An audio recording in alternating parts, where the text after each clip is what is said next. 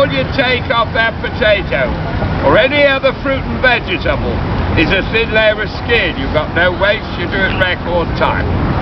You come to an eye, you scoop it out, that's a scoop. Everybody's got one like this, they take too long. How to start a business without money? And here comes another very important question. It says, can you give a clearer example of what starting a business without money looks like? Well, I have actually given clearer examples times without number, but I will respond to you here in just a few minutes.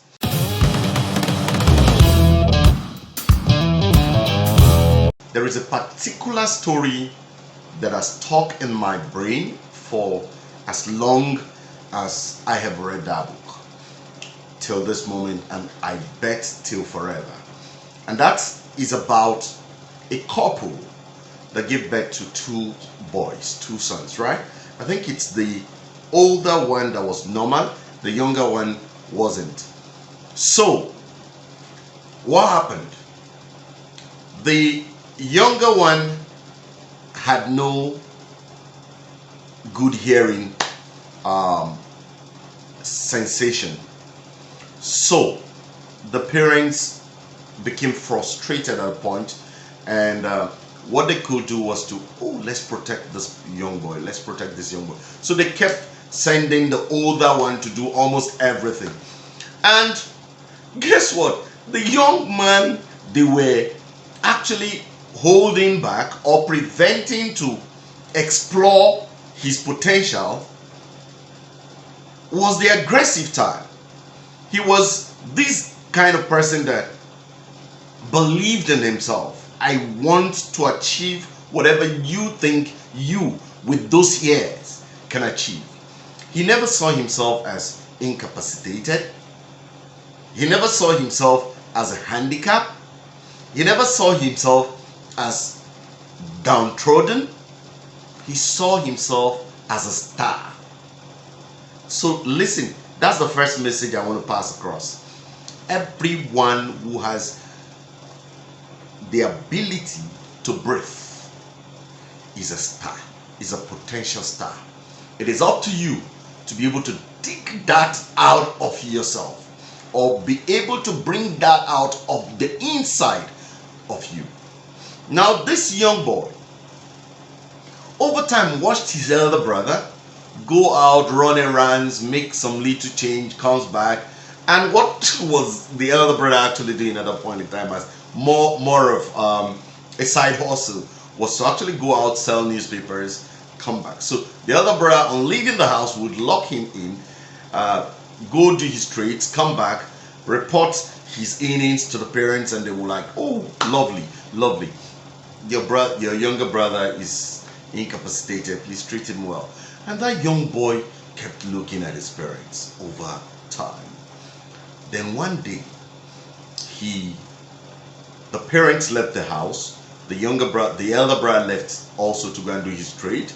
Then he had no opportunity to actually go through the doors. And even if he had, obviously, the neighbors probably would have looked at his movement and said, oh, come on, you're always indoors, so get back in. So what this young man decided to do was to jump through the window. I think the bathroom window also. Sometimes in life, basically, you have to do some very nasty things to take control of your life situation. And this is what that guy did. He went through that window. It was hard. It was not a normal process, but he had to do it. And the sweetest part is the fact that the intention was what mattered the most. He wanted to prove to his parents, to prove to everyone who had given up on him, that he was better than they thought. So he went through the window. He came down, walked up to one of the vendors, newspaper vendors, and told the vendor to give him some papers to go and sell. To cut the long story short, He sold the papers and made, I can't remember the actual amount of money, but it was huge for his age. I think about $9 also, or 9 cents. I can't remember actually. But he made a lot of money, came home and passed through that same window, settled in, waited for his parents to come back. When they came back, he told them what he had done, and he presented the money he made to them. And they were like, wow, how can you do that? How can you? Then at some point, I think they realized it wasn't just normal to. The mother was basically the one who was against it the most. You know how mothers protect children. She was against it the most. But the father had a thought, or had a rethink, and said, for this boy to be able to do this, let me encourage him. And he gave the boy the opportunity to start going out through the doors and run his affairs. Guess what? Every day he went out with the elder brother, he sold more than the elder brother. He used his definite disadvantage to rake in more sales. The definite disadvantage was translated by this young man to become the tool for his advantage by making more sales. Now that is a young boy who had no money to start a business, who had no shop, who had no home, no house for himself, a car, a bicycle, nothing except himself and his head and the time. Remember, I've always talked about the only two things you need for you to start a business without money is your time and your brain, your head to think. That's all you have. And this young boy went out and started selling his newspapers. He makes money, comes back, pays the owner of the newspapers, goes with his commission. In no time, the father decided to push him, to start giving him a lot of encouragement. Guess what he did? One of the stories, as he grew older, he became the marketing manager for one other company that manufactured ear aids. In the long run, became the chairman of a company, or rather the MD of a company, and at last became an equal shareholder of the company. They started manufacturing ear aids. One of the things you have been seeing in recent times was manufactured by the company owned by this young kid. That is a young man that made money from no money. That's a clear example. And in furtherance, to really explain this, all the young man needed was just his time and his head.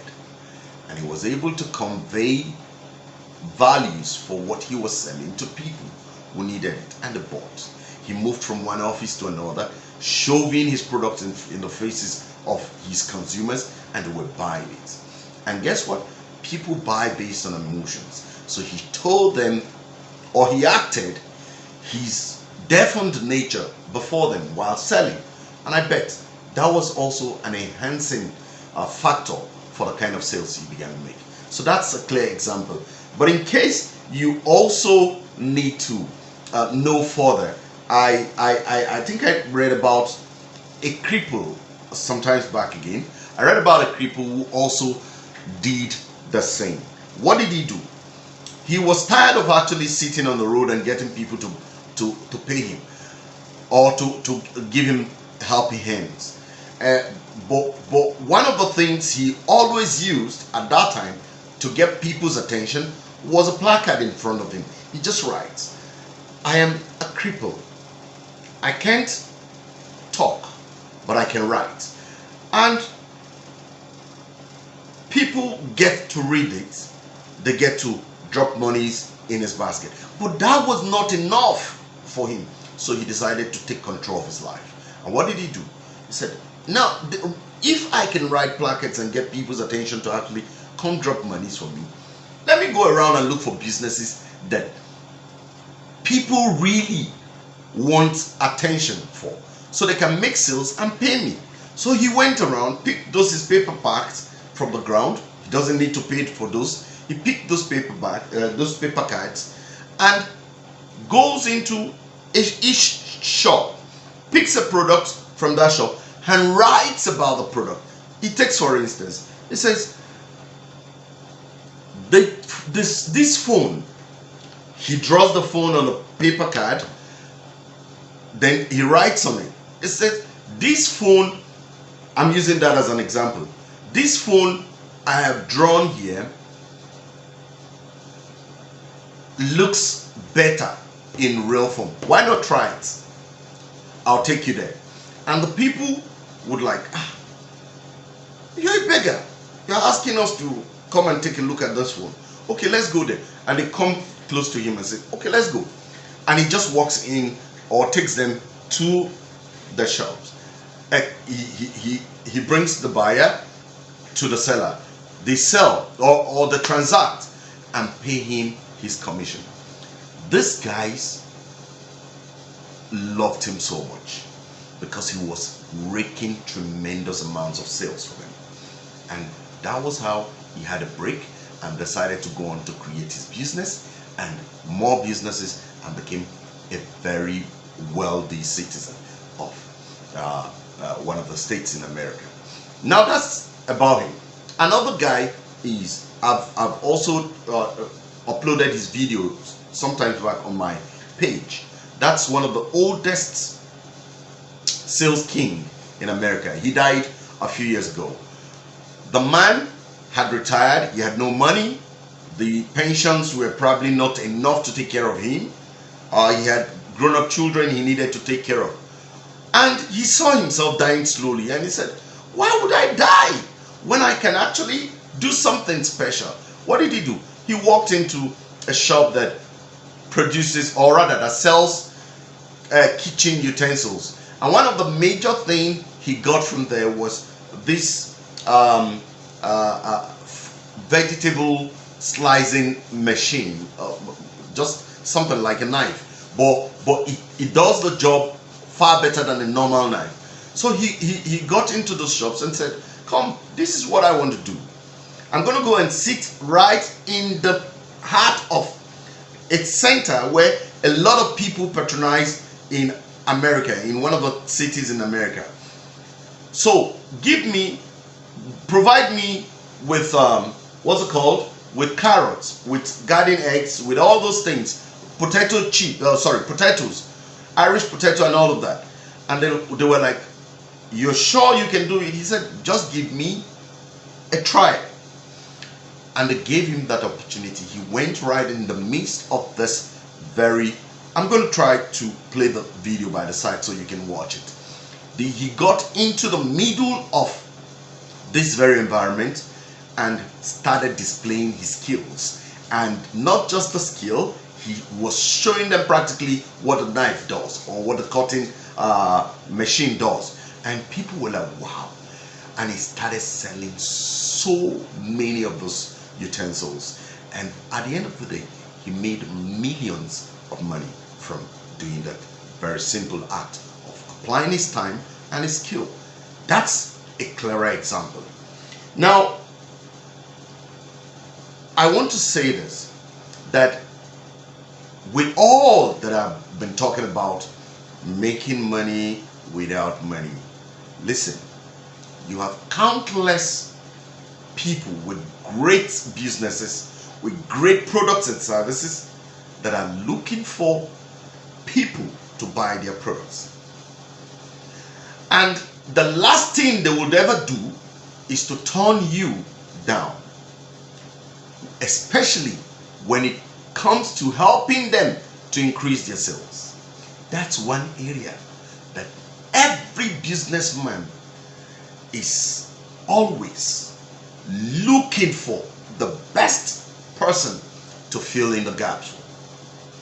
That's exactly where you must take advantage. That's where you must hone your skills and sell your skills to these people. So when we talk about how to start a business without money, we're not talking about you going to rent an office. We're not talking about going to build some castles. We're not talking about going to buy some stuffs. Listen to me. Everyone who wants to succeed in business has one objective: sales.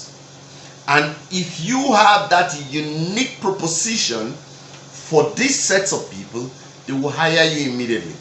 They will not only hire you, they will pay you to accept their proposition. Let me give you a clear instance.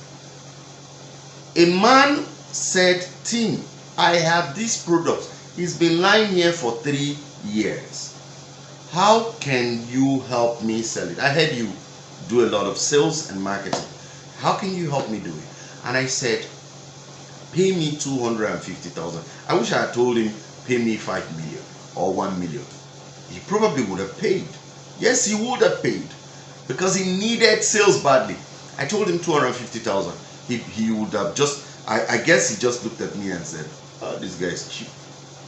But listen, I had no money at the time. I needed money badly, and so I told him 250. For me, 250 was very big. But listen, that was a break for him.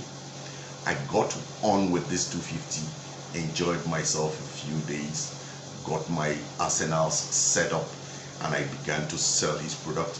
And in less than 3 months, we finished selling everything he had. He had to go and buy additional plots. I probably have talked about this times without number 2, but that's what I'm talking about when it comes to starting a business without money. People will pay you for you to offer them even 1 hour of your time in consultation. So when we say how to start without a business without money, we're not talking some spiritual stuffs. We're not talking some imaginative stuffs. We're talking real business. We're talking reality. And I want you to take advantage of that. Thank you.